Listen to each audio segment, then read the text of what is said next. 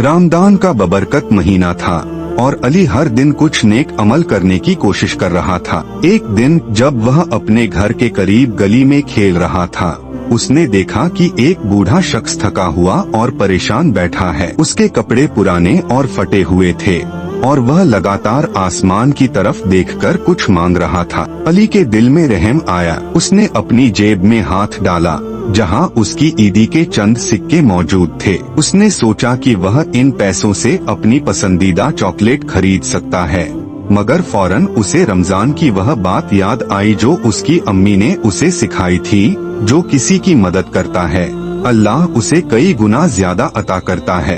अली ने बिना किसी हिचकिचाहट के अपने सारे सिक्के उस बूढ़े शख्स को दे दिए और मुस्कुराकर कहा, यह रख लें चाचा, इससे आप कुछ खा सकते हैं।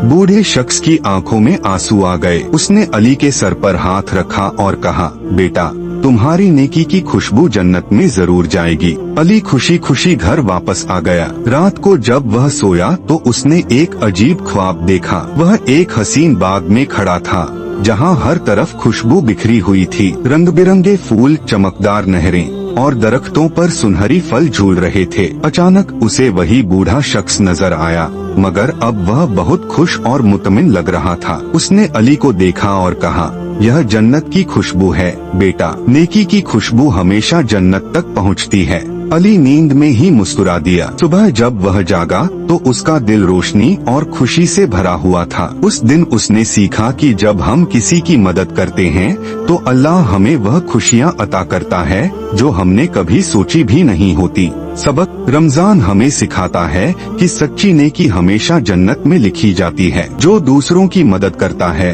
अल्लाह उसे ऐसी खुशियों से नवाजता है जो दुनिया में महसूस भी नहीं की जा सकती।